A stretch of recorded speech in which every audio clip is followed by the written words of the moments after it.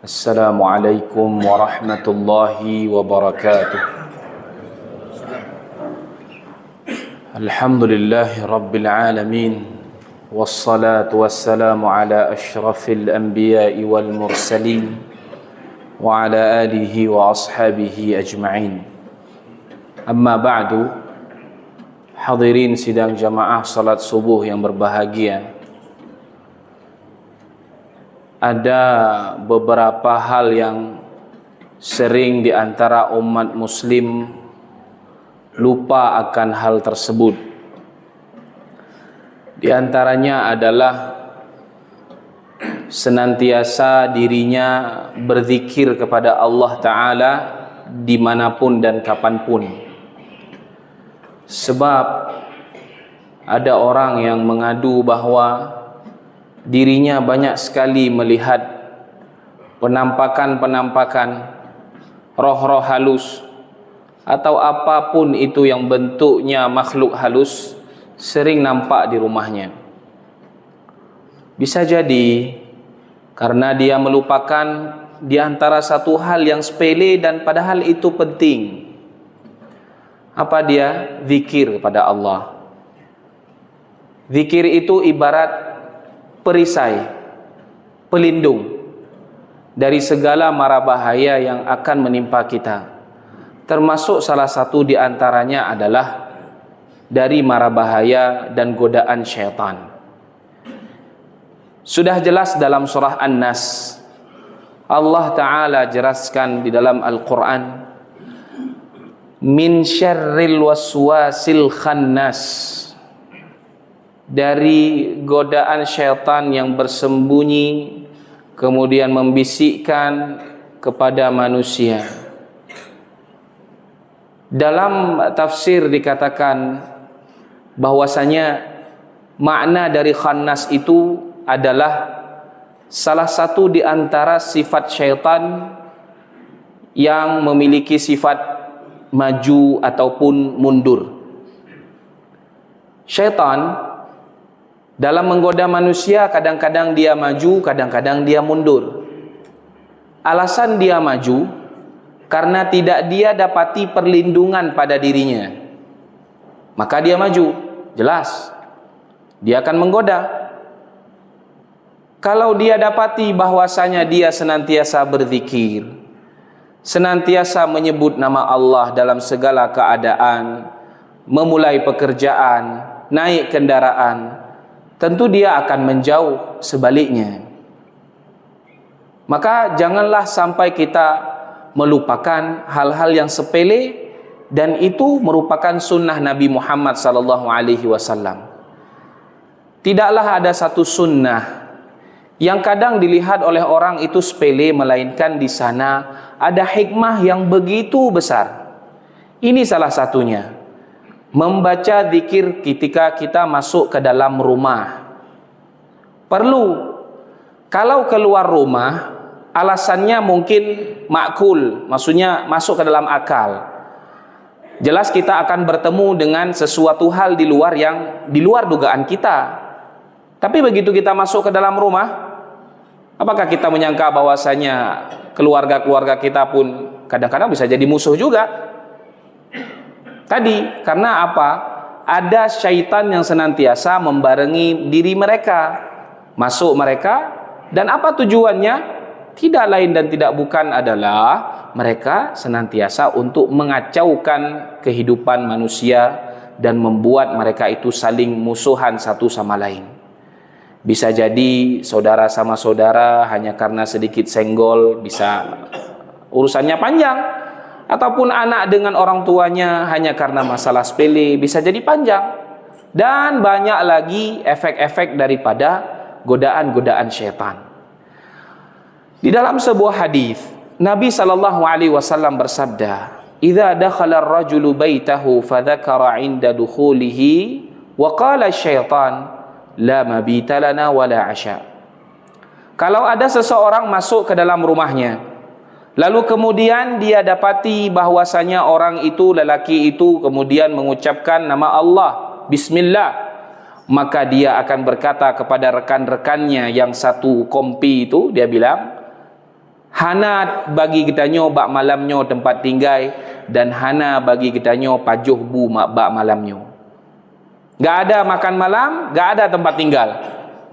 Itulah yang akan disampaikan oleh syaitan kepada rekan-rekannya.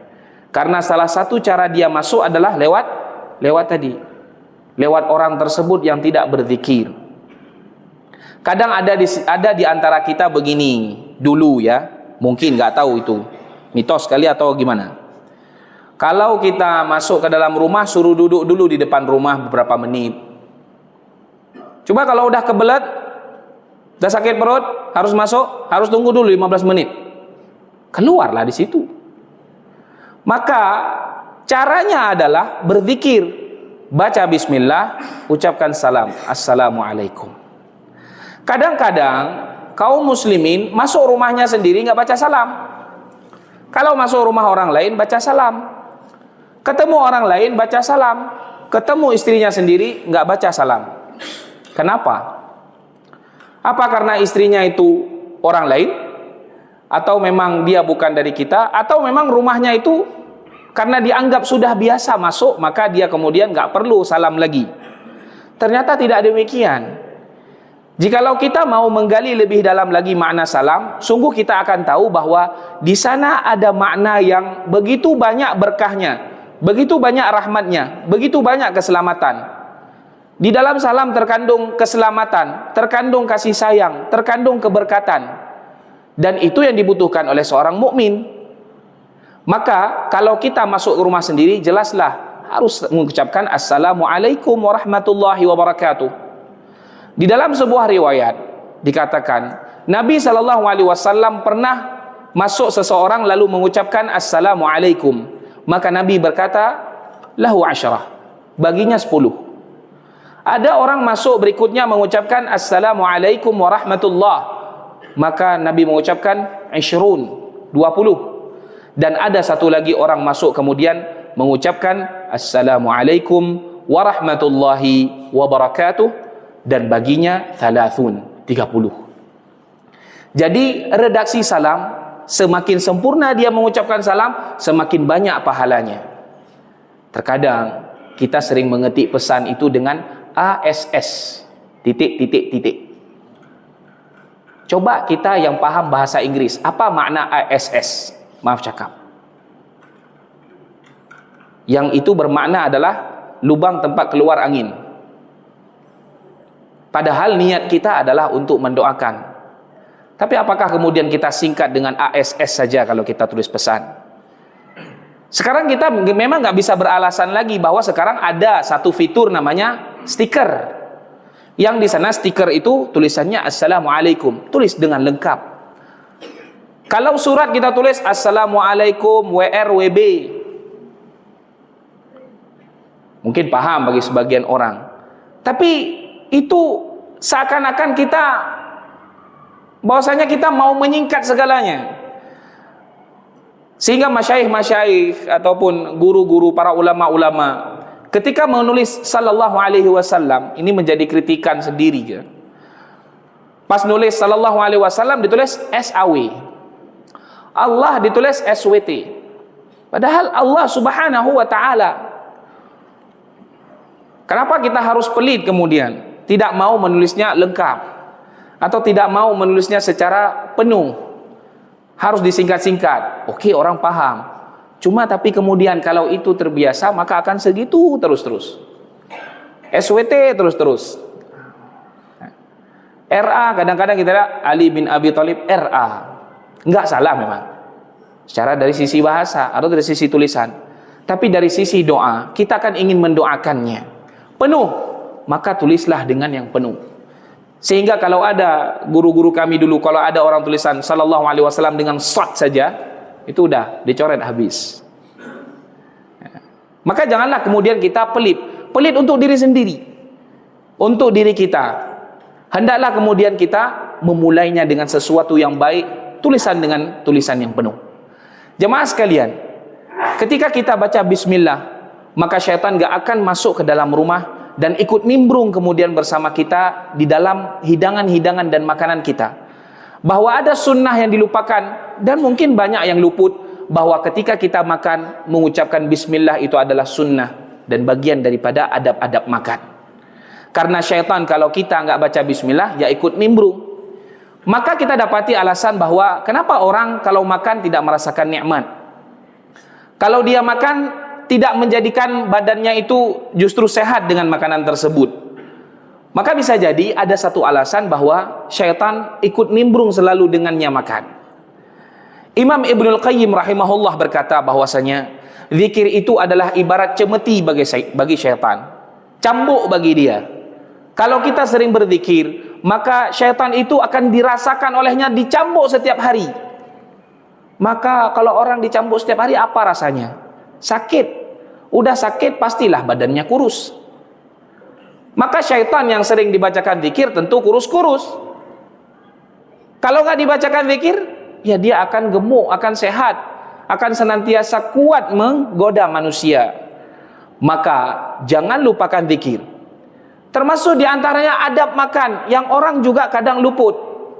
Makan dengan tangan kiri. Kita ada table manner-nya. Istilah table manner itu adalah adab makan, gaya ala-ala Eropa, ala-ala perhotelan. Kita nggak ikut itu. Kita nggak ikut, walaupun dibilang yang sesuai dengan kaedah table manner ala-ala Eropa adalah pisau sebelah kanan, garpu sebelah kiri, culok makanan dengan jarawi. Hana payah ada ikut. Kenyan gaya gedanyo. Mereka bangga kok dengan gaya yang mereka buat. Kenapa kita orang muslim nggak bangga dengan gaya kita sendiri, gaya makan kita? Ada hubungan jaro pijut, sana masalah. Pungan tendo boleh, mana saja. Yang jelas adalah dia berusaha makan dengan tangan kanannya. Sebab kenapa? Nabi SAW bersabda, la ta'kulu bishimal. Jangan makan pakai tangan kiri. Fa inna syaitana ya'kulu bishimalih. Sesungguhnya syaitan itu makan dengan tangan kirinya. Kepada siapa kita ingatkan? Anak-anak kita, keluarga kita, dan termasuk diri kita yang mengingatkan. Hendaklah kita selalu berusaha makan dengan tangan kanan. Nah, kalau ternyata Ustaz, kita lupa baca doa, pas sudah habis makan atau mau habis, sisa nasi sedikit lagi, lupa ingat kita belum baca bismillah, maka ada doa yang diajarkan Nabi, tinggal kita lanjut saja, bismillahi awwaluhu wa akhirahu, atau bismillah fi awwalihi wa akhirihi. Itulah zikir yang kita baca. Supaya apa? Dalam segala kehidupan kita mengandung keberkatan. Keberkatan itu apa? Keberkatan adalah kebaikan yang senantiasa banyak. Setelah banyak dia kemudian kontinu terus menerus, dan senantiasa kebaikan itu tetap abadi selama-lamanya. Itu maknanya berkah. Orang Islam makan bukan incar banyaknya, tapi incar berkahnya. Maka kemudian sunnah makan adalah hendaknya dia memakan seluruh habis itu bagian-bagian makanan. Jangan disisa. Bahkan sunnahnya lagi adalah menjilat di antara sisa-sisa makanan yang nempel di jarinya sebelum dia mencuci tangannya. Kalau enggak, ada hadis lain yang menjelaskan bahwasanya kalau anda tidak mau menjilati diri anda sendiri jarinya itu, suruh jilat sama orang lain. Cuma mungkin kayu lih bakgob untuk restoran. Tapi ada cara lain, bersihkan dia. Kalau kita enggak itu, bersihkan dengan tisu sebelum kita mencuci tangan dengan sempurna. Jadi adab itu memang sudah ada Nabi ajarkan sejak dahulu. Agar apa? Agar manusia ini teratur dalam hidupnya. Ada kesehatan di balik situ. Manusia makan itu cukup hanya sekedar untuk menegakkan punggungnya. Dan Nabi SAW bersabda, tidaklah tempat yang paling buruk di muka bumi ini adalah melainkan perutnya Bani Adam. Dan tidaklah mereka makan kecuali mereka makan harus membagi porsi makanan dalam perutnya, harus membagi letak-letak makanan dalam perutnya. Fathuluthun li ta'ami, sepertiga untuk makan. Fathuluthun li syarabi, sepertiga untuk minumnya. Fathuluthun li nafasih, dan sepertiga untuk nafasnya. Maka kita dapati ada orang yang kebanyakan makan, dia sengkak nggak bisa bernafas. Kenapa? Karena makanan sudah memenuhi perutnya, nggak ada lagi tempat untuk bernafas. Maka benarlah hadis Nabi SAW bahwa kita makan, ya sudah kenyang, cukup, alhamdulillah. Tapi kalaupun kita mau lagi pun Nabi nggak larang. Yang jelas adalah perlu kita batasi dalam hal ini. Kalau sudah cukup sampai kita nggak bernafas, itu tuh sudah tingkatnya sudah bahaya. Ya, bahaya bagi diri kita, bahaya bagi kesehatan dan seterusnya. Jamaah sekalian, ya. Kemudian ada orang yang mengadu lagi bahwasanya dia tidak pernah selesai-selesai dengan masalah syaitan, padahal dia sudah berzikir setiap hari, sudah membaca doa setiap hari, kulhu hana kurung, ayat kursi pi hana kurung, tapi mantang si gegoda, mantang si najinyan. Ingatlah bahwasanya zikir itu adalah salah satu sarana perantara untuk dihilangkannya dari segala mara bahaya, termasuk dari godaan syaitan. Maka bila telah kita lakukan semua sarana tersebut, namun ternyata masih ada dia, maka ketahuilah bahwa itu satu pelajaran yang perlu kita ambil. Apa di sana pelajarannya? Agar kita senantiasa bergantung kepada Allah, bukan pada sarana. Yang mendatangkan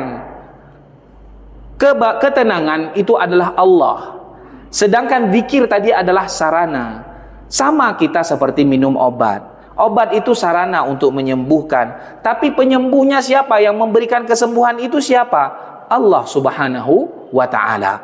Maka dengan kita banyak mengingat Allah, tentu akan membuat hati kita lebih tenang. Syaitan akan senantiasa takut sama kita, lari dari kita, bahkan dia tentu akan menjauh kepada orang-orang yang senantiasa di lisannya berzikir kepada Allah Subhanahu wa ta'ala. Dan di antara lain adalah kalau kita masuk ke dalam rumah, ternyata di dalam rumah nggak ada orang siapa-siapa, satu pun nggak ada dalam rumah, cuma ada diri kita saja. Apa yang kita baca? Apakah kita tetap baca Assalamualaikum? Tetap kita baca Assalamualaikum. Namun dalam satu riwayat lain dikatakan, bila ternyata kita ketahui bahwa di dalam rumah tersebut tidak ada satu orang pun di sana, maka redaksinya bisa kita ganti dengan Assalamu alaina wa ala ibadillahis salihin. Dan redaksi ini ada di dalam tahiyat yang biasa sering kita baca. Untuk apa semuanya? Sebagai sarana perlindungan bagi diri kita. Karena musuh sebenarnya adalah syaitan. Itu yang nyata, tapi dia tak kasat mata, maksudnya tidak nampak kita lihat, tapi dia jelas-jelas menggoda manusia. Kalau dia nggak bisa goda lewat sini, dia akan lewat goda jalan lain. Itu yang dinamakan dengan maju mundur. Han dijak jalan je, ijak jalan lain. Han jalannya nan, icok jalan lain. Letak cara je. Segolom gedanyo mati, yang kehnyan buji. Tika janji di ba Allah Subhanahu wa ta'ala di dalam surah Al-Hijr. La ughwiyannahum ajma'in, akan kusesatkan mereka semua, illa ibadaka minhumul mukhlasin, kecuali di antara hamba-hamba drone ya Allah, hamba-hambamu ya Allah, yang mereka beribadah kepada engkau ikhlas lillahi ta'ala. Demikian ceramah singkat kali ini. Subhanakallahumma bihamdika asyhadu an la ilaha illa anta astaghfiruka wa atubu ilaik. Wassalamu alaikum warahmatullahi wabarakatuh.